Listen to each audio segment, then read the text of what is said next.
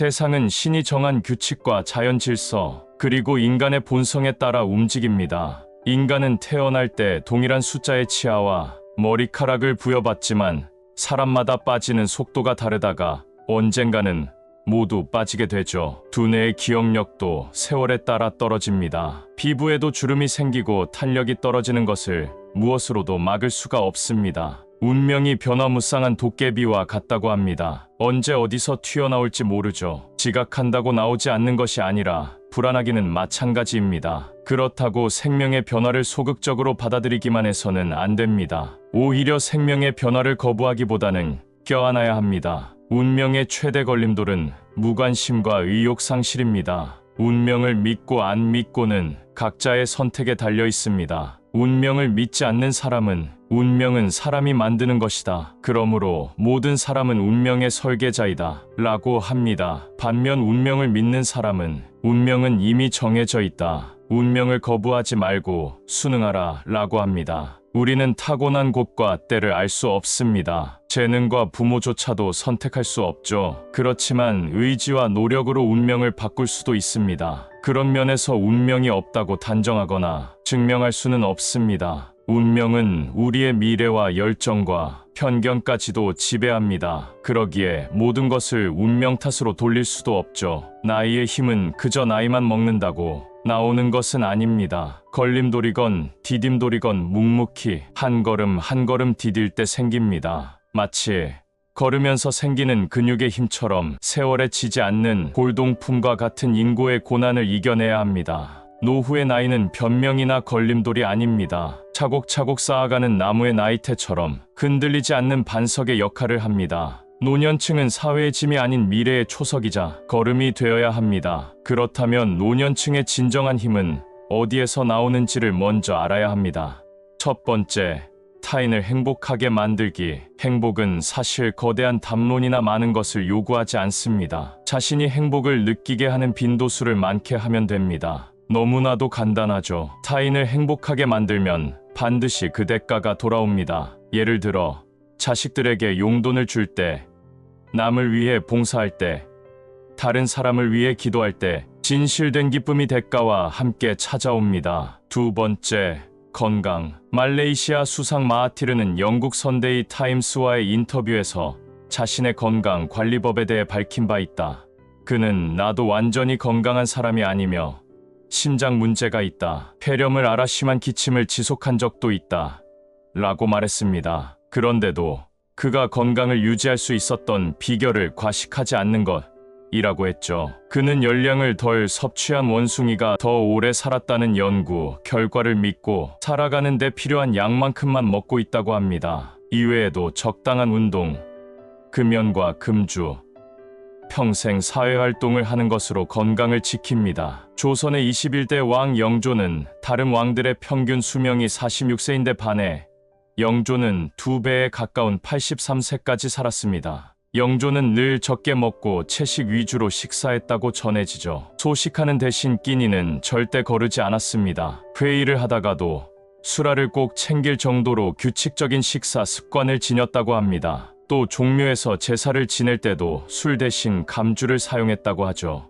세 번째, 경제적 자립. 100세 시대가 되었기에 돈이 더 필요해졌습니다. 노후에는 사실 돈이 최고의 효자입니다. 노인에게 돈은 자신을 지켜줄 믿음직한 노비인 셈이죠. 돈은 자식보다 더 효자입니다. 자식은 돈 있는 부모를 더 찾고 효도하기 마련입니다. 그런데 정작 돈이 필요할 때 없다면 비극입니다. 끝이 좋으면 모든 게 좋습니다. 젊어서는 밥을 굶어도 희망을 노래하며 살 수 있지만 늙으면 그렇게 안 되죠. 병을 깊게 하고 한 끼만 굶어도 노래는커녕 말할 힘도 없게 됩니다. 일을 하지 않아도 매달 들어오는 시스템을 구축해 놓아야 합니다. 특히 노년에는 집안의 리더로서 TV 시청보다는 경제적 자립을 위한 공부, 독서, 인맥 교류를 갖추면 좋습니다. 넷째, 전문성과 기술. 퇴직한 분들의 재취업 사례를 들어보면 기술이 있는 사람은 쉽게 자리를 구합니다. 전문적 기술을 가진 자는 나이나 일할 것을 걱정하지 않습니다. 반면 관리직으로 퇴직한 사람들을 원하는 곳은 거의 없습니다. 작은 조직에서 관리가 그다지 필요하지 않기 때문이죠. 인생은 계속해서 흘러가기에 변하지 않는 인생은 없습니다. 과거는 이미 흘러간 역사이고 미래는 아직 오지 않은 미스터리로 오직 현재에 살고 있습니다. 가슴에 품고 있는 행복은 한순간에 사라지는 것을 꿈꾸지 않습니다. 자극적이고 강렬한 것이 아니라 단순하지만 영원한 행복이 피어오르는 것을 원하죠. 진정한 행복이란 마음이 불안하고 무언가를 얻으려고 욕심을 부릴 때 혹은 노심초사할 때 나오지 않습니다. 자신의 목표가 있고 인생의 방향을 잃지 않아야 합니다.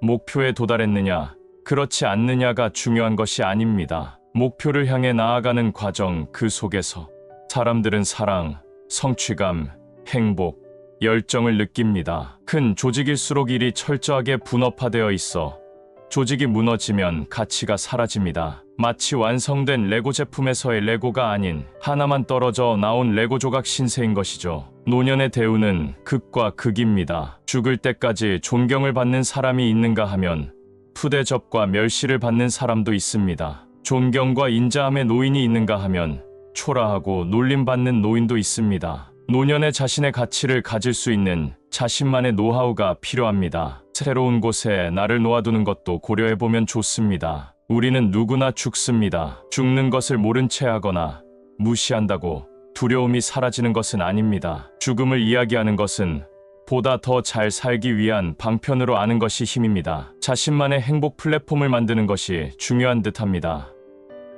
오늘 영상을 보신 모든 분들은 노년의 힘이 넘치시길 진심으로 바라겠습니다. 누구나 나이 먹기를 두려워합니다. 그 두려움을 억누르기라도 하듯 노인들을 멀리하거나 차별하지만 그것은 위험합니다. 나이 들어서도 충만하고 풍요로운 삶을 살려면 노화에 대해 좀 더 긍정적인 인식이 필요하죠. 인생에 있어서 청춘기가 있으면 노년기도 반드시 찾아옵니다. 그 철칙은 그 어떤 사람이라 해도 그걸 맞이하지 않는 사람은 세상 어디에도 없다는 게 정답이라는 사실입니다. 앞만 보고 달려온 세월, 그 세월이 길 것 같아도 인생의 반쯤 돌고 나면 갑자기 초스피드를 내는 것도 엄연한 현실입니다. 늘어가는 나이테는 나무의 무게를 알려줍니다. 나이테가 많은 나무가 좋은 나무가 되고 오랜 수고를 거쳐 좋은 나무로 성장합니다. 인생에서 나이가 드는 것은 나무의 나이테가 생기는 것과 같습니다. 나이 속에는 인생의 경력과 수고가 들어 있습니다. 우리는 나이가 들면서 그 속에 우리의 인생을 담죠. 인생의 나이는 인생의 무게를 보여줍니다. 어떤 사람을 만나면 정말 곱게 나이가 들어간다는 생각이 들 때가 있습니다. 그런 사람은 나이가 들수록 멋있습니다.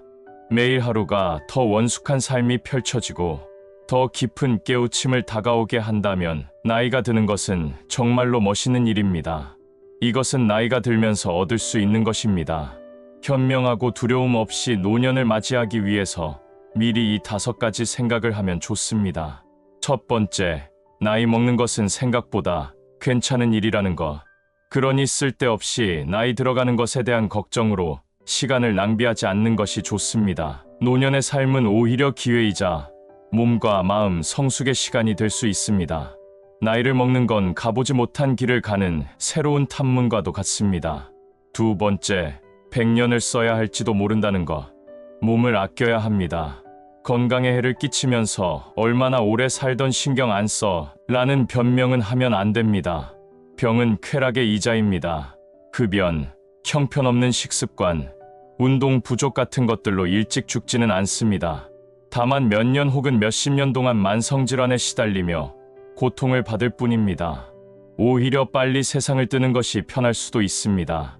세 번째, 아직도 오지 않은 죽음을 미리 걱정하지 않아도 된다는 것. 죽음을 걱정하느라 불안해하며 시간을 낭비하기는 너무 아깝습니다. 대신 삶의 마지막 순간에 대비해 하루하루 계획을 잘 세우며 살아보는 것이 훨씬 좋습니다. 네 번째, 관계의 끈을 놓지 않는 것.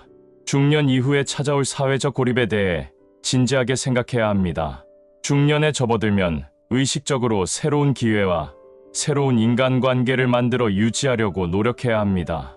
좋은 인간관계는 늙어가는 몸과 마음을 계속해서 새롭게 만드는 원동력이 되기 때문입니다. 다섯 번째, 노후의 거처를 계획해야 합니다. 주변 노인들이 노인거주 시설에 막연한 두려움과 편견을 갖고 있다면 방치해서는 안 됩니다. 삶의 제약을 받는 것이 아니라 오히려 더 나은 삶을 살 수 있는 새로운 기회가 될 수 있기 때문입니다. 사람들은 나이 드는 것을 늙음으로만 생각합니다. 그러나 그렇지 않죠. 그 안에는 젊음이 있습니다. 어떤 사람은 나이가 들어도 생기가 넘치고 젊은 마음을 가지고 있는 반면에 젊은 나이임에도 불구하고 늙고 낡은 마음을 가진 사람이 있습니다. 곱게 나이 드는 방법은 마음을 넓게 가지는 것입니다. 나이가 들수록 마음을 넓히고 이해의 폭이 깊어져야 합니다. 그러면 나이가 들어서도 늙지 않는 마음으로 세상을 살며 사람에게도 존경을 받고 사랑을 받으며 행복하게 살 수 있을 것입니다. 인생 60은 결코 인생의 끝이 아니고 100세 인생 시대의 제2의 시작입니다. 모든 것들이 끝이라고 여기는 그 마음부터 고쳐먹고 세상은 넓고 할 일도 많다라는 사고방식으로 살아가야 합니다. 형편이 된다면 남을 위한 봉사도 다녀보는 것입니다. 병든 이웃도 좋고 소외된 이웃도 좋고 어렵고 힘든 이웃이라도 상관이 없습니다. 알뜰살뜰 모아서 죽을 때 관 속에 넣어가는 것도 아니죠. 자식에게 물려준다 해도 물려줄 때 그때뿐입니다. 살아있을 때 한 가지라도 자신을 위해서 투자를 해보는 것이 좋겠습니다. 오늘 영상을 보신 모든 분들이 행복하시길 진심으로 바라겠습니다. 우리들의 노후가 뜻대로 안락하고 평안하기 위해서는 명심하고 지키며 살아야 할 것들이 있습니다.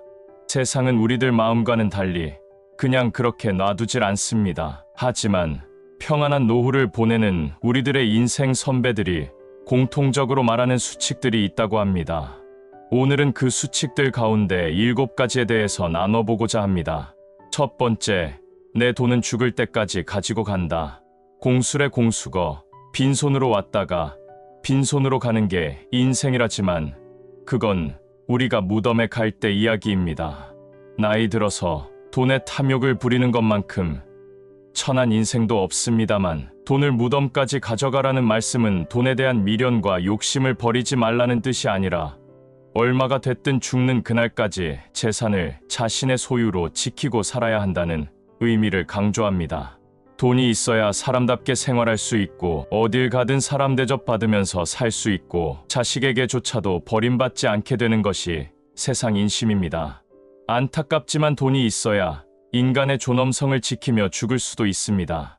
이런 세태가 옳으니 틀리니 갑론을 박할 필요도 없이 일단 이에 대한 대비를 반드시 하고 살아야만 합니다. 두 번째, 그럼에도 불구하고 돈보다 건강이 우선이다. 아무리 강조해도 지나치지 않은 말씀입니다. 그런데도 나이 들어서도 술과 담배 하는 것을 낙으로 삼고 또 운동을 게을리하시는 분들이 많이 있습니다. 아무리 옆에서 잔소리를 해도 꿈쩍 않던 분들이 새롭게 태어난 듯 끊기 어렵다던 술, 담배도 하루아침에 딱 끊고 운동 열심히 하는 계기가 있습니다. 바로 암에 걸렸다는 판정을 받게 되는 날이죠. 이러면서 사람이 좀 달라집니다. 건강은 건강할 때 지켜야 한다는 말을 우습게 앓다가 암에 걸리고 나서야 몸을 막 굴리며 살아온 것에 대한 뒤늦은 후회로 살게 됩니다. 건강 지켜야 한다고 헬스클럽에서 매일 몇 시간씩 운동할 필요도 없고 그냥 하루에 30분 정도라도 꾸준히 하는 게 더 약이 됩니다. 세 번째, 자식들과 거리를 두고 살아야 한다. 자식들을 호적에서 판에서 의절하고 살라는 말씀은 아닙니다. 자식이 결혼하고 독립하면 더 이상 내 가족의 구성원이 아니라 그냥 가까운 일가 친척 정도로 여기며 살면 될 일이죠. 이렇게 선을 긋고 거리를 두고 살면 서로 의상하지 않고 좋은 관계를 유지하며 살 수 있습니다. 가족들 간에 일어나는 분란이라는 것을 자세하게 들여다보면 선을 넘나들기 때문에 일어나는 경우가 많습니다. 성인이 되어 독립한 자식들의 일에 부모가 더 이상 딸려 들어가선 안 됩니다. 설사 사업에 실패했더라도 자식이 스스로 실패를 경험하고 다시 일어나는 것을 보기만 해야 합니다. 냉정을 유지하고 이제 우리 가정의 일이 아닌 것처럼 먼 발치에서 지켜보고 있어야만 합니다. 부모들이 장성한 자식들 가정에 참견하지 않듯 자식도 부모 일에 이래라 저래라 끼어들고 발목 잡지 않도록 해야 하죠. 솔직히 부모를 위한다고 한다지만 다 제 계산 속이 먼저죠. 홀로 된 엄마나 아버지가 황혼 인생에 사랑하는 사람을 만나서 함께 살고 싶어 합니다. 자식들의 반응을 보면 대부분 반대하죠. 이런저런 반대하는 이유를 갖다 붙이지만 진짜 반대하는 속내는 자신의 엄마, 아버지가 갖고 있는 재산이 새로운 배우자에게 넘어갈까봐 그 생각에 반대하는 것이 첫 번째 이유일 수 있습니다. 자식들의 강한 반대로 뒤늦게 만난 사람과 결합하지 못하고 사는 안타까운 커플들이 많이 있습니다. 자식들이 내 인생에 끼어들지 못하도록 선을 긋고 살아야 합니다. 너무 삭막하게 들릴 수는 있습니다. 그래도 이렇게 사는 것이 좀 역설적이긴 하지만 자식들과도 화평하게 지내는 방법일 수 있습니다. 네 번째, 뒤를 돌아보지 않는다. 살면서 잘못한 일에 대한 후회 없이 사는 사람이 이 세상에 없을 겁니다. 하지만 과거 일에 얽매여서 오늘도 괴로워하며 사는 사람들이 많이 있습니다. 심하면 우울증도 앓습니다. 하지만 과거는 아무리 생각하고 또 생각해도 바꿀 수가 없죠. 반성하며 후를 털어버리고 다시는 같은 실수를 반복하지 않으면 끝입니다. 그저 앞만 보고 오늘 하루를 알차고 행복하게 보내면 그게 최고의 인생을 사는 방법입니다. 절대로 지난 일 때문에 괴로워할 필요 없습니다. 다섯 번째, 가까운 사람을 소중히 여겨야 한다. 배우자와 친구는 우리에게 사실 소중한 존재입니다. 이들의 존재를 가벼이 여겨서는 안 될 일입니다. 특히 남편들이 많이 변했다고 하지만 여전히 아내에게는 권위주의적이고 가부장적이며 아주 꽉 막힌 남편들이 여전히 많이들 있습니다. 억압적인 태도로 집안 분위기를 숨이 턱턱 막히게 만들어 놓으면 자신은 그 위에서 군림하면서 편할지 모르겠지만 배우자는 시들어갑니다. 진심으로 남편 그리고 반려자로서 대접받고 살고 싶다면 아내들을 소중하게 대하고 살아야 합니다. 여섯 번째, 비교하지 않는다. 내 인생과 다른 사람의 인생을 비교해봐야 좋은 일 하나 없습니다. 각자 서로 다른 페이스로 서로 다른 방향으로 달리는 것이 인생이니만큼 비교 자체가 맞지도 않는 일입니다. 친구들 중엔 수천억 자산가가 있고 대기업 임원이 있고 고위직 법관이 있고 관객 1000만 영화를 몇 편이나 만든 영화 제작자가 있고 교수가 있고 잘 나가는 중소기업 대표가 있고 알짜배기 사업가가 있지만 다 자신이 갖고 있는 그릇대로 잘 삽니다. 저 많은 재산과 높아 보이는 자리를 우리에게 준들 그걸 하루라도 감당할 수 없습니다. 각자의 그릇은 모양도 틀리고 그런 용도로 특화된 것도 아니기 때문입니다. 그리고 또 세상은 공평해서 갖고 있는 만큼 쌓아놓은 것이 많은 만큼 우리가 알지 못하는 고민과 걱정거리가 또 많이 있습니다. 무엇이든지 남의 떡이 커 보이는 법이죠. 누군가는 우리의 떡을 보면 또 부러워할 수도 있겠습니다. 커 보이는 남의 떡만 바라보며 군침 삼키지 말고 내 떡이 나에게는 제일 맛있고 크다라고 믿고 살면 마음 편하게 사실 수 있습니다. 일곱 번째, 영원한 현역으로 살아야 한다. 일을 놓으면 늙는다고 합니다.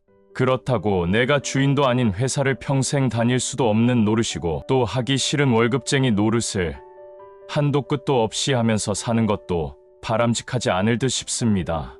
경제적 활동을 하지 않고 신선 노릇만으로 인생 후반전을 보내기란 쉽지 않은 게 현실이니만큼 뭔가 하기는 해야 합니다. 코로나 이후부터 60대 이상 성인들이 유튜브와 넷플릭스에 눈을 떴고 온라인 쇼핑에도 더욱 적극성을 보이게 되었다는 기사가 있습니다. 밖에 나가지 못하니 이제 생활에 적응을 하게 됩니다. 젊은이들은 인터넷을 이용해서 새로운 방식으로 돈을 벌어들이고 있습니다.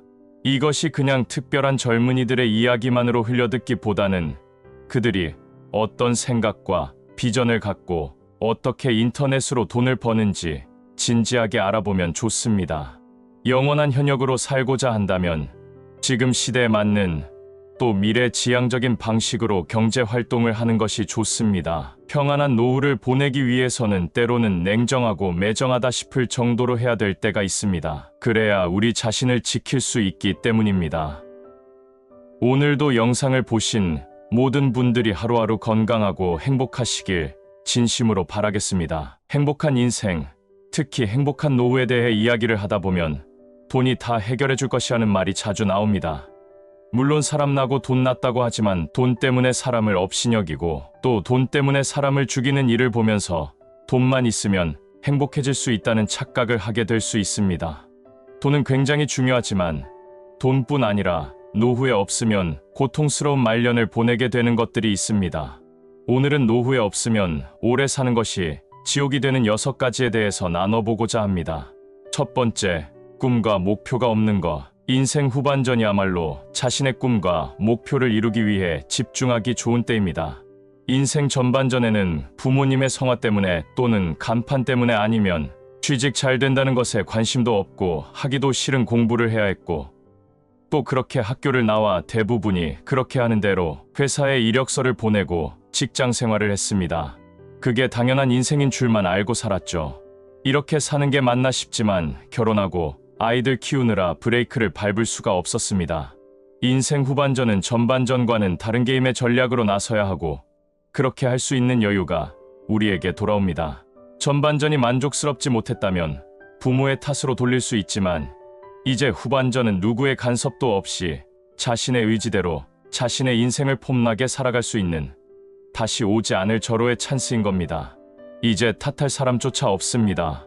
나이 40이 되면 30대에 하지 않은 것이 후회스럽고 또 50이 되면 그 젊었을 40대의 삶이 후회되죠. 그러다가 나이 90살이 돼서도 정말로 하고 싶었던 것을 하지 못했던 후회가 밀려들면 그때는 진짜 늦었습니다. 우리들에게 은퇴는 새로운 도전의 출발을 알리는 총성입니다. 두 번째, 일이 없는 것. 바쁘게 살다 보면 제발 일 없이 아침에 늦게 일어나고 커피 한 잔 마시며 빈둥거리기도 하고 때론 여전히 바쁘게 출근하는 사람들을 고소한 마음으로 쳐다보기도 하면서 아주 게으르게 내 마음대로 늘어져서 일상을 보내고 싶다는 꿈을 꿔봅니다. 시간이 없기 때문에 꿔보는 거죠. 그런데 인생 후반전은 남는 게 시간입니다. 이러다 보니 반대로 아침에 서둘러 옷 차려입고 어디론가 출근할 곳이 있는 사람들이 부러워질 겁니다. 나도 저렇게 갈 곳이 있었는데 하면서 말이죠. 나이 먹어서도 일은 필요합니다. 일이 없으면 빨리 늙는다고 하죠.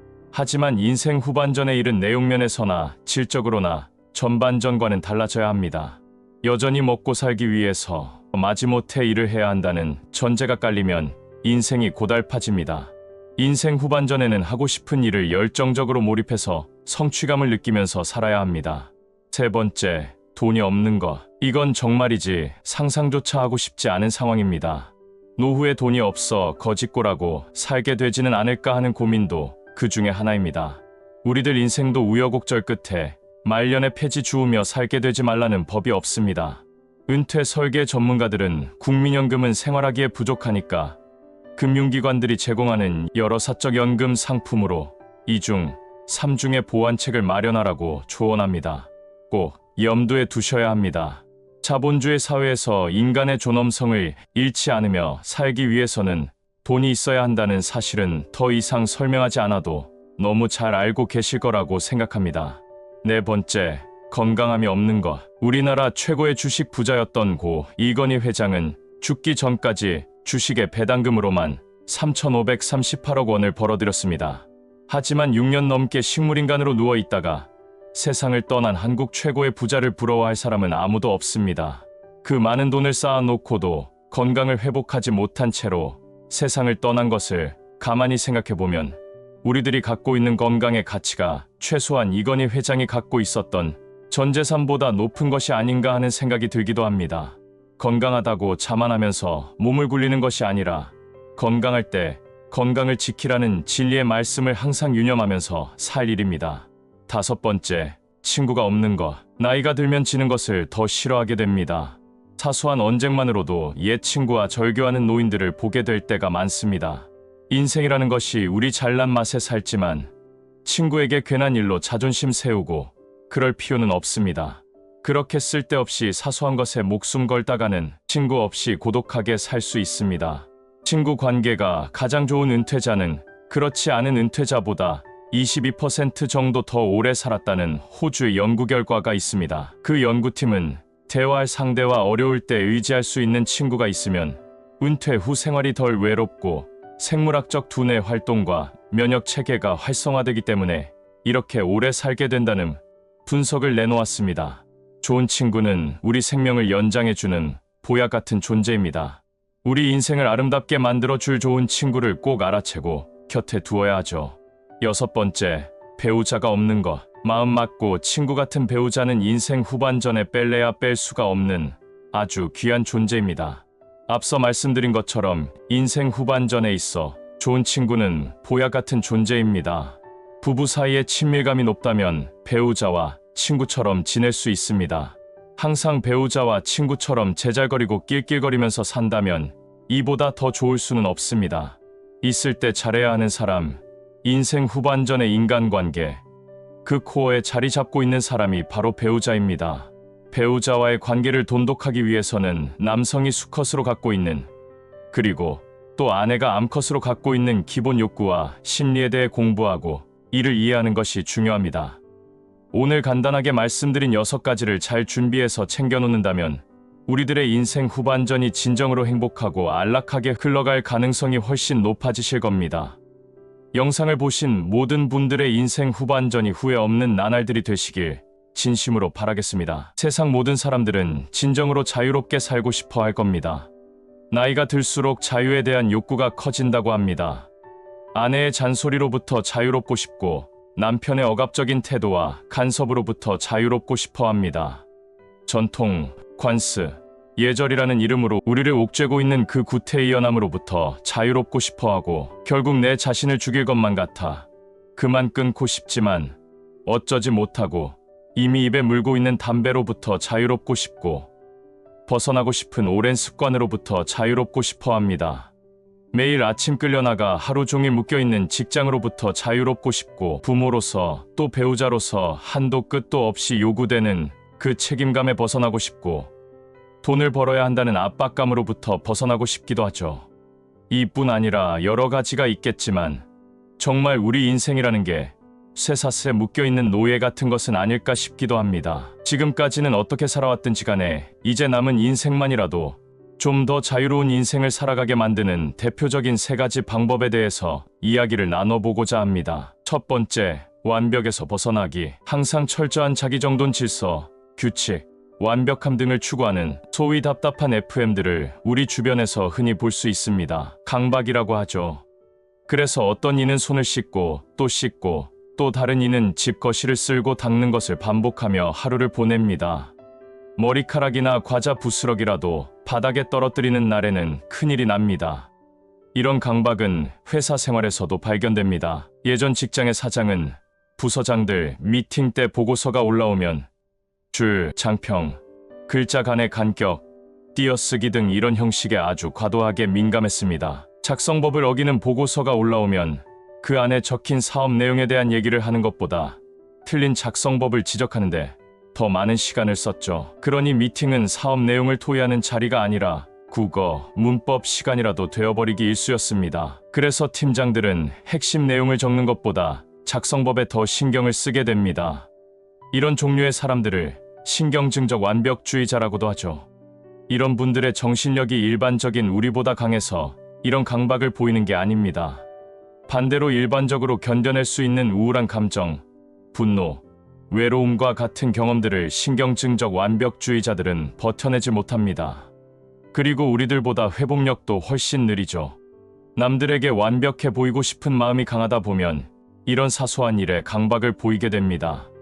역설적이게도 이런 사람들은 모든 면이 아닌 마음에 꽂힌 한두 가지에만 강박을 보인다고 정신과 전문가들은 말합니다. 거실 바닥을 반복적으로 쓸고 닦고 하는 사람이라도 부엌 쓰레기통에서 음식물이 썩는데도 그걸 무시하는 경우가 있고 손이 짓무르도록 씻어대는 강박증을 보이는 사람이 정작 샤워는 하지 않아서 몸에서 악취가 나는 경우도 있다고 합니다. 강박의 아이러니라고 할 수 있겠습니다. 남에게 허점을 보이고 싶지 않아 과도하게 완벽해지려고 하다가 강박과 집착이라는 올가미에 자신을 밀어넣고 주변 사람들을 괴롭게 하는 수가 있습니다. 모든 일에는 실수와 실패가 있기 마련입니다. 그 실수와 실패를 통해서 지나온 과정과 목표를 수정할 수 있는 여백을 남겨놓는 것이 필요하고 또 목표를 너무 높고 거창하게 잡을 게 아니라 조금만 노력하면 닿을 수 있을 정도의 목표가 제일 좋다고 합니다. 그리고 나서 그 다음 단계의 목표로 향하면 됩니다. 목표로 향하는 것이 계단식으로 천천히 올라가야 하는데 경사 올라가듯 쫙 올라가려고 해서는 안 되죠. 두 번째, 나 자신답게 살기. 다른 누구도 아닌 나답게 산다는 것은 그야말로 자유롭게 산다는 것이겠습니다. 하고 싶은 무언가를 했는데 주변에서 역시 너답다 라는 이런 말을 듣는다면 어깨가 으쓱으쓱해집니다. 나답게 산다는 것이 좋은 말인 줄은 알겠는데 그렇게 살기를 어려워하는 사람들이 있습니다. 나답게 살지 못하는 첫 번째 이유는 내가 어떤 존재인지 내 자신부터가 모르기 때문입니다. 너 자신을 알라는 유명한 격언도 있긴 하지만 내가 내 자신을 알지 못하고서는 세상을 나답게 살 수는 없습니다. 우리가 인생 후반전을 맞이하며 흔하게 하는 고민 중 하나가 회사를 나온 후에 무엇을 해먹고 살아야 할까 하는 고민이라고 합니다. 이런 질문은 당연히 좋아하는 일을 하고 살까, 잘하는 일을 하고 살까로 이어지게 됩니다. 이 질문의 답을 얻기 위해서는 내가 어떤 존재인지, 뭘 해야 행복한지, 어떤 일을 남보다 더 잘해낼 수 있는지 깊게 생각해 봐야 합니다. 내 자신을 이해하고 알아내는 과정이 꼭 필요하다는 거죠. 사실 답은 의외로 간단합니다. 좋아하는 일을 남보다 더 잘할 수 있는 능력까지 끌어올리거나 아니면 남보다 잘하는 일을 즐길 수 있도록 마음가짐을 바꾸면 되는 겁니다. 좋아하는 일을 남보다 더 잘할 수 있는 일로 만들려면 직장을 나서기 전부터 오랜 시간을 두고 실력을 쌓아야겠죠. 그게 다름 아닌 인생 후반전을 준비하는 일입니다.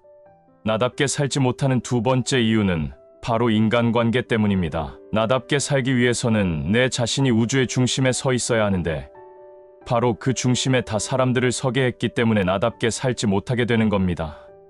외출을 앞두고 머리 스타일을 정하고 옷을 입을 때 가장 중요하게 여기는 게 내 자신이 좋아하는 것이 아니라 이렇게 하고 나가면 남들이 어떻게 볼까 하고 그걸 먼저 생각하는 경우가 대부분입니다. 빨간 셔츠를 입고 싶은데 남들이 보기엔 너무 튄다거나 어울리지 않는다고 할까봐 자신의 만족감을 누르고 무난한 색상의 옷을 선택하게 되는 거죠. 남들에게 잘 보이고 싶어 명품 백과 명품 옷에 돈을 바릅니다. 자존감도 낮은 사람이 하는 전형적인 행동일 수 있죠. 동대문 옷을 입어도 패션이 살고 명품같이 빛을 발하기 마련입니다. 남들이 정해놓은 틀을 깨고 시선에 개의치 않게 되는 것은 한 개인으로서 어쩌면 세상을 뒤엎는 것만큼이나 어려운 일일 수 있습니다. 내 안에 있는 고정관념과 두려움에 맞서는 혁명을 일으켜야 가능한 일이기 때문이죠. 바로 그 혁명을 성공시키기 위해서는 양손에 떡을 다 쥐고 싶은 그 욕심을 내려놔야 하는 겁니다. 나도 만족해서 행복하고 남들에게도 좋은 소리 듣고 좋은 사람으로 남고 싶다는 두 개의 떡을 다 쥐고 싶어하는 그 말도 안 되는 욕심을 버려야 나답게 살 수 있게 되고 자유를 얻게 될 수 있습니다. 세 번째, 자신에게 엄격하기. 자유롭게 산다는 것은 내 의지대로 내 인생과 내 생활에 관한 모든 것을 통제하며 산다는 다른 의미가 있습니다. 그러기 위해서는 엄격한 자기 통제력이 필요하죠. 자유로운 나라라고 해서 질서가 무너지고 공중도덕이 해이해지고 범죄가 넘쳐나는 나라를 뜻하는 게 아닙니다. 그런 나라는 자유로운 나라가 아니라 도저히 살 수 없는 나라가 되죠. 개인의 사생활이 존중되고 언론과 집회, 결사의 자유가 보장되는 나라이기 위해서는 정권을 잡고 있는 사람들에 대한 법치가 살아있어야 하고 시민들의 공동체 정신이 살아있어야 합니다.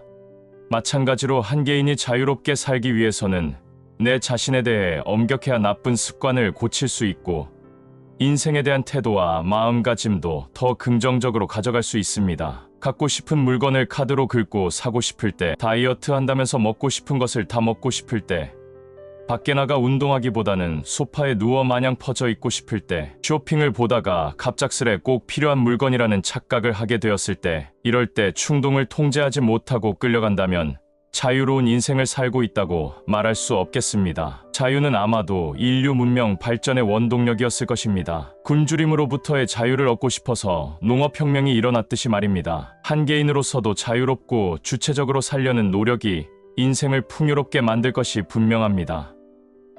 오늘 영상을 보신 모든 분들은 앞으로 자유로운 인생만을 살아가시길 진심으로 바라겠습니다. 전문가들이 매스컴을 통해 젊었을 때부터 차근차근 노후 준비를 시작해야 한다고 그렇게 닥달했는데도 노후 준비가 부실한 듯한 느낌이 드는 것은 사실입니다. 돈 문제 말고는 다른 이유가 없다고 생각하는 분들도 많지만 사실 경제적인 문제가 노후 준비를 못하는 유일한 원인이 아니라는 것이 문제입니다. 꽤 잘 벌고 여유 있게 살고 있어도 노후 준비에 게으르거나 못하고 있는 사람들이 많기 때문이죠. 그래서 오늘은 마음 졸이고 불안해하면서도 청개구리 마냥 대체 왜 노후 준비를 안 하는지, 그 이유에 대해, 그리고 노후 준비가 아직 잘 되지 않았거나 노후 준비를 제대로 못하셨다면 왜 그렇게 되었는지에 대해서 말씀을 한번 나눠보고자 합니다. 옆에서 아무리 뭐라 그래도 사람이란 자기 마음이 동해야 움직이는 법입니다. 노후 준비도 마찬가지가 아닐까 싶습니다. 그러나 전문가가 뭐라 하든 언론이 난리 법석을 떨어도 금융기관이 그냥 거지될 것처럼 겁을 줘도 피부에 와닿지가 않죠. 그리고 자녀들 교육비 등 발등에 떨어진 불부터 끄다 보니 먼 훗날에 나올 것 같은 노후 준비를 위한 준비는 늘상 뒤로 밀리기 일쑤입니다. 하지만 현실은 늘 예상보다 먼저 닥치기 마련입니다. 우물쭈물하다가 내 이럴 줄 알았다는 탄식이 절로 나올 그 가혹한 상황은 언제나 일찍 우리를 찾아옵니다. 개인들마다 사정이 좀 다르긴 하지만 전문가들이 꼽은 노후 준비에 게으르게 되는 대표적인 3가지 심리에 대해서 말씀드리고자 합니다. 전문가들이 말하는 노후 준비를 안 하는 첫 번째 이유, 그때가 되면 또 어떻게 되겠지 하는 막연하고 위험한 낙관주의 때문입니다. 지금까지 고비를 잘 넘기고 살아왔으니 은퇴한 이후에도 궁여지책으로라도 방법이 생겨서 별 무리 없이 살게 될 거라는 위험한 낙관주의가 우리 마음에 도사리고 있습니다. 두 번째 이유는 모르겠다는 식의 반포기 심정입니다. 노후 준비를 하고 싶어서 좀 이것저것 들여다보고 여기저기 알아보면 알아볼수록 사람을 포기하게 만들기도 하죠. 은퇴하고도 남은 3, 40년을 살려면 사는 집을 제외하고도 현금 10억이 있어야 한다. 20억이 있어야 한다. 이런 말들 많이 듣게 됩니다. 이런 얘기를 들으면 사실 입안에서 쓴맛이 나기 시작하면서 될 대로 되라는 식의 심정이 앞서고 노후 준비라는 얘기만 들으면 일부러라도 외면하게 됩니다. 세 번째 이유로는 그래도 은근히 자식들에게 기대를 걸어보는 심리가 남아있다는 것입니다. 밑빠진 독에 물 붓기 투자 수익률을 생각하면 절대 할 수 없는 투자, 결국 회수할 수 없는 매몰 비용으로 설명되는 것이 자녀 교육 비용입니다. 합리적이고 이성적으로 그리고 머리로만 생각한다면 도저히 지출할 수 없는 돈이죠. 자식 덕 볼 생각이 손톱만큼 없다고 하지만 사실 마음 한구석에는 그래도 내 자식들은 키워준 부모 나 몰라라 하지는 않겠지 하는 은근한 기대 심리가 마음 한구석에 있다고들 합니다. 노후 설계 전문가들이 경제적인 문제를 떠나 우리가 노후 준비에 게으르게 된 이유를 이렇게 3가지를 말씀드렸는데 사실 이게 전부 다가 아닙니다. 우리 뇌의 작동 원리도 노후 준비를 방해하는데 아주 큰 역할을 한다고 합니다. 심리학자들의 연구에 따르면 자신에 대해 생각할 때는 우리 뇌의 전두엽에 불이 켜진다고 합니다. 스파크가 일어나면서 엄청 쌩쌩 돌아가는 거죠. 반대로 다른 사람에 대해서 생각할 때는 이 전두엽이 전혀 반응하지 않습니다.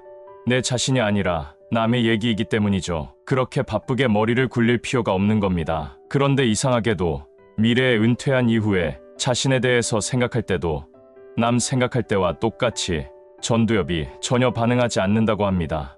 즉, 우리 뇌는 우리 미래의 자신을 스스로가 아닌 타인으로 간주한다는 겁니다. 그래서 사람들이 불안해하면서도 은퇴 준비를 하지 않는 가장 큰 이유 중에 하나가 미래에 은퇴한 자신을 타인으로 느끼기 때문입니다. 그렇게 타인으로 느끼니 다른 사람을 위해서 자녀 교육을 줄이고 포기하지도 못할 것이고 또 지금의 안락함과 편안함을 포기하지도 못하겠죠. 우리 뇌가 지금 그렇게 작동하고 있는 겁니다. 그래서 우리 뇌가 은퇴한 이후에 우리를 자기 자신으로 받아들이고 전두엽에 불이 켜지게 하기 위해서는 은퇴 이후의 생활을 그냥 막연하게 생각하면 안 되고 보다 구체적이고 그리고 거기에 맞게 계획을 수립해야 한다고 말합니다. 가능하면 아주 촘촘하고 현실성 있게 말이죠. 더 구체적일수록 우리 뇌는 더 열심히 작동해서 현실감을 되찾을 것이고 그때서야 비로소 자식 뒷바라지에 최선을 다한 자랑스러운 부모가 되고 싶어 자식이나 본인에게 모두 실익이 없는 그 비용을 쏟아 부을지 아니면 이제부터라도 그 비용에서 조금 떼어내서 착실하게 노후 준비를 시작할지 이성적으로 그리고 현명하게 판단할 수 있게 됩니다. 감정은 너무도 개인적이어서 사람마다 다 다르기도 하지만 특히 자식 앞에서는 그 힘이 더 막강해집니다. 그래서 전문가의 경고가 막 날아들어도 코웃음을 치고 자식에게 몰빵하다시피 하는 겁니다. 하지만 분명한 것은 우리의 뇌가 미래의 내 자신을 다른 사람으로 인식하는 상태에서는 그 어떤 은퇴 준비라도 남의 일이 될 수밖에 없고, 또 한다고 해봐야 느슨해져서 늘상 다른 일에 우선순위가 밀려나기 일쑤라는 사실입니다. 주위에서 떠드는 10억 이내, 20억 이내 그런 소리에 기죽지 말고 좌절하지 말고 내 나름대로의 은퇴 준비를 차근차근 해나갈 수 있기 위해서는 구체적인 목표와 설계가 필요합니다. 그래야 우리 뇌가 자기 일로 받아들이고 쌩쌩하게 돌아가기 때문입니다. 미래의 새 은퇴연구소가 실시한 한 조사에 의하면 퇴직자의 66%가 예상했던 시기보다 훨씬 빨리 퇴직하게 되었다고 답했다고 합니다. 그런데 냉철하게 생각해보면 이런 갑작스러운 퇴직은 진짜로 전혀 예상하지 못한 것일지 일부러 예상하지 않은 것일지는 정확하게 알 수 없습니다. 지금 당장의 경제적인 상황도 그리 넉넉하지 않은 이유도 있겠지만 앞서 말씀드린 것처럼 막연한 낙관주의적 생각이나 이래도 저래도 어쩔 수 없다는 포기 심리, 또 은근히 자식에게 기대를 하는 마음과 더불어 함께 구체적이지 않은 은퇴 계획이 남의 일처럼 받아들이게 되고, 그래서 결국 우리가 노후 준비를 하지 못하게 한다는 결론이 나오는 거죠. 오늘 영상을 보신 모든 분들도 이제는 지금이라도 늦지 않았기에 아무리 노후가 찾아왔어도 지금부터 구체적인 계획을 현실성 있게 차근차근 노후 준비를 해나가시면 후회 없는 인생이 이루어지실 것이라 믿습니다. 노후 대책은 할 일과 내려놓기, 이 두 가지면 충분하다는 말씀을 나눠보고자 합니다. 은퇴 후 노후 준비는 새롭게 활력을 찾는 것이 매우 중요합니다. 일반적으로 노후에 필요한 것이 건강과 돈이라는 것은 누구나 공감합니다. 전문가들도 노후 자금이 최소 10억 이상이 필요하다고 말하고 있습니다. 그런데 솔직히 우리 세대들은 자식들 대학까지 보내고 결혼시키고 나면 통장이 다 비어버립니다. 누구나 물론 운이 좋거나 여건이 맞아 투자에 성공해서 돈을 많이 가진 자들도 있지만 대부분 빈 통장입니다. 예전 같으면 은퇴 후 10년 버티고 수명이 다하여 하늘나라로 갔지만 지금은 적어도 은퇴 이후에도 30년에서 많게는 40년도 살아내야 하는데 노후 준비 못했다고 그냥 방치하기에는 살아내야 할 세월이 너무 깁니다. 가장 좋은 방법은 은퇴 이후에도 할 일을 찾는 것입니다. 최소 60세에 은퇴해도 75세까지는 일을 할 수 있습니다.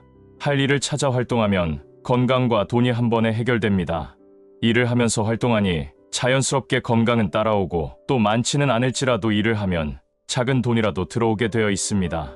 그렇기 때문에 은퇴 이전부터 은퇴 이후에 할 수 있는 일을 찾고, 본인이 이미 은퇴했다면 지금이라도 늦지 않았으니 할 일을 찾아보는 것도 굉장히 중요하죠.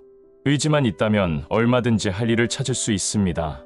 물론 고상한 일이 아니더라도 나이 먹어도 할 수 있는 일, 자기만의 노하우가 필요한 일을 백방으로 찾아보면 찾을 수 있습니다. 누구든지 자기 처지나 환경에 꼭 맞는 일을 찾아보면 얼마든지 할 일을 찾을 수 있죠. 또 하나의 노후 대책은 내려놓기입니다. 나이 들면 버리고 비우라는 말씀을 많이 들어보셨을 겁니다. 주위에서 노후 대책 제대로 하려면 수십억이 있어야 한다는 말에 스트레스를 받는 사람들이 많았지만, 요즘에는 마음을 비우고 살라는 여러 조언들을 통해 마음이 편해지는 삶을 사는 사람들도 많아졌죠. 즉, 자기 분수보다 지나치게 높게 생각하는 노후 대책 때문에 근심 걱정하면 오히려 건강만 망치니, 가능한 범위에서 노후를 준비하면서 모든 것에서 욕심을 줄이고 사는 지혜가 필요합니다.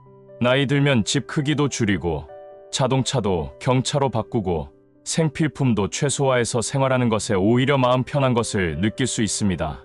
욕심을 비울수록 마음은 편해집니다. 그래서 노후 준비는 할 일은 붙잡고 나머지는 내려놓는 것입니다. 이렇게 일을 찾아 뭔가 하는 데에는 욕심을 부리되 나머지는 내려놔야 노후의 삶이 참 편합니다. 젊어서는 욕심이 많아 집도 큰 집에 살고 싶었고, 명품백도 가지고 싶고, 자동차도 비싼 차를 타고 싶고, 옷도 명품 옷을 입고 싶었지만 나이 들면 들수록 욕심을 채우려고 에너지를 쓰지 말고 욕심을 버리고 내려놓는 데에 마음을 쓰면 적게 가지고도 얼마든지 마음 편하게 살 수 있는 것입니다. 마음 편한 행복은 가진 것과 비례하지 않는다는 것은 주변에 많이 가지고도 마음 편치 못한 사람들을 통해 알 수 있을 것입니다. 행복은 가진 것의 크기보다 마음에 달려 있죠. 가끔은 숨을 자유롭게 쉴 수 있다는 것에 감사할 때가 있습니다. 코로나 혹은 그냥 감기에 걸려도 요즘에는 심하게 걸리면 숨쉬기도 쉽지 않아 잠에 들기도 어렵습니다. 그럴 때 정말 숨을 자유롭게 쉬고 잠을 자는 것이 얼마나 큰 복인지 다시 한번 생각해보는 계기가 되죠. 노후에 일하는 것은 재산을 모아 부자가 되려는 것보다 그냥 생활비 정도를 벌기 위한 것이라는 가벼운 생각을 하면 마음이 훨씬 가벼워질 것입니다. 젊어서도 이루지 못한 부를 나이 들어서까지 이루려고 애쓴다면 마음만 고달프게 됩니다. 나이 들면 생긴 대로, 있는 대로 받아들이면서 나머지는 내려놓고 살아야 훨씬 삶이 수월해지는 것을 느낄 수 있습니다. 자기 생활을 할 정도만 일을 통해서 벌고 모든 것을 내려놓고 사는 것이 지혜인 것 같습니다.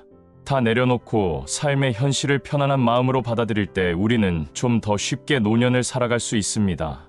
노년을 살아가는데 현실을 괴로워하고 몸부림치며 사는 사람들이 많습니다. 일찌감치 퇴직하고 매일 집에만 있게 되니 인간관계뿐만이 아니라 인간다운 삶과 아름다운 삶에서 점점 멀어지고 있죠. 그동안 모아놓은 재산도 여유롭지 못함에도 세상 것들에 대한 지나친 집착과 과욕이 우리에게 더 깊은 상처와 좌절을 줄 때가 있습니다. 돈에 가장 우선적 가치를 두고 있기 때문에 삶이 극도로 피폐해지고 비참해지기도 하죠. 이제 살 만큼 살았으니 대폭 내려놓고 욕심을 부리지 않아야 합니다. 목숨 걸고 주려고 하는 그 모든 것들이 실상은 머지않아 사라지게 되는 것임을 잊지 말아야 하죠. 우리들은 어깨에 짐을 많이 지고 살아왔습니다.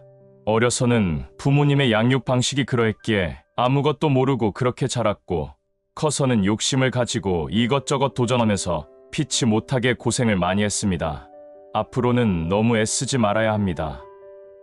우리 모두 노후 대책으로 할 일 하나만 찾아서 모든 것을 내려놓고 편안하게 남은 세상 살아볼 수 있기를 진심으로 바라겠습니다. 우리가 나이 들면 자녀들이 있다 할지라도 다 성장해서 객지로 뿔뿔이 각각 다 흩어지기 마련이고 결국은 부부 둘이 남습니다. 그리고 또 부부 중에 한 사람이 먼저 가는 경우도 있습니다.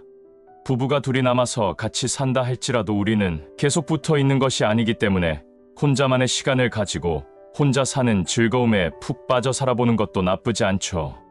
요즘에는 만약 혼자가 된다면 대부분 재혼하지 않고 혼자 사는 것을 선택한다고 합니다. 남은 인생을 혼자 즐겁게 사는 것을 택하는 거죠. 우리는 다른 사람에 대한 관심으로 너무 많은 시간을 허비하다가 정작 자신을 알기 위해 할애한 시간이 거의 없습니다. 살면서 너무나 밖에만 관심을 두고 살았는지 모릅니다. 정치가 어떻고, 세계가 어떻고, 평화가 어떻고, 이렇게 거창하게 나와 관계없는 많은 것들에 관심을 쏟느라 정작 자기 자신에게 소홀한 부분이 많습니다. 특히 남성들이 밖에 대한 관심이 많죠. 대부분 가정의 중대사는 모든 여성들이 결정합니다. 여성들이, 즉 아내가 다 가정에서 주도적으로 결정하기 때문에 오히려 남성들은 자기 자신을 돌아보는 시간보다는 밖에 있는 것들에 대한 많은 관심 속에서 살아갑니다. 혼자 살면 약간의 외로움은 있지만 좋은 면이 대표적으로 5가지가 있다고 합니다. 첫 번째는 자기가 먹고 싶을 때 아무거나 맛있는 걸 자기 혼자 먹을 수 있다는 거죠. 특히 여성들에게는 자기 남편이 살아있을 때는 남편이 좋아하는 음식을 꼭 차려줘야 하는데 지금 먹고 싶을 때 자기가 수시로 자기 음식만 차려 먹으니까 너무 좋다고 하죠. 두 번째는 듣고 싶은 음악을 크게 틀어놓고 들을 수 있다는 겁니다. 둘이 있을 때는 TV 채널을 갖고도 싸웠는데 혼자 듣고 싶은 음악, 보고 싶은 TV까지 마음대로 결정할 수가 있습니다. 세 번째는 여행을 떠나고 싶을 때는 훌쩍 자기가 떠날 수 있다는 겁니다. 그리고 네 번째는 혼자 책 읽고 책 쓰고 또 묵상하는 시간을 가질 수 있어서 좋고, 그리고 마지막으로 5번째는 외로우면 언제든지 친한 친구들을 만나서 수다를 떨 수 있다는 것이 좋다고 합니다.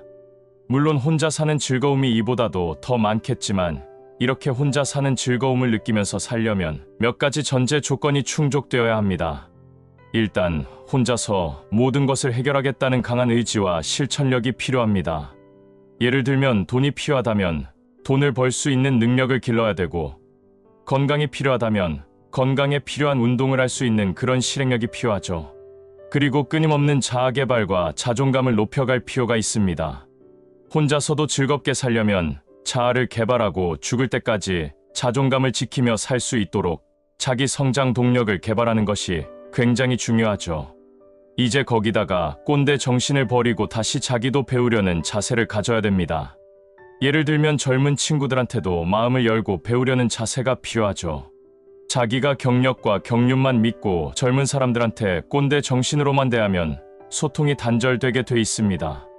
과거에 배운 지식이 있다 할지라도 새로운 스마트폰 기기 작동법이랄지 새로운 지혜랄지 또 젊은 트렌드랄지 이런 부분도 젊은 사람들한테 공감하는 그런 공감 능력이 꼭 필요합니다. 실제로 혼자 살면 간단한 집안일로 시작해서 가볍게 밥을 차려 먹고 도서관에서 독서를 하거나 산책, 운동까지 원하는 시간에 원하는 만큼 하고 싶은 대로 할 수 있죠. 집에 있을 때는 듣고 싶은 음악을 1시간 동안 듣기도 하고 시를 쓰거나 글을 여유롭게 써볼 수도 있습니다. 이런 방식으로 시간을 다양하게 보내면 하루가 너무 잘 지나가죠. 가끔 시간이 나면 옛날에 좋았던 추억들을 상상하며 시간을 보내기도 합니다. 좋은 곳을 여행했던 기억이나 첫사랑 혹은 중장년에 맞는 인연을 그리움으로 느껴보고 이러한 감정들을 경험해 볼 수도 있죠. 혼자 살면 즐거운 것들이 너무나도 많습니다. 들어봐도 와닿지 않는다는 것은 직접 경험해 보지 못함에 그 이유가 있을 수 있겠습니다만 가장 중요한 건 혼자 사는 것에 대한 두려움 없이 지금 이 순간의 행복감을 느끼면서 살아야 합니다. 오늘도 영상을 보신 모든 분들의 하루하루가 행복하시길 진심으로 바라겠습니다.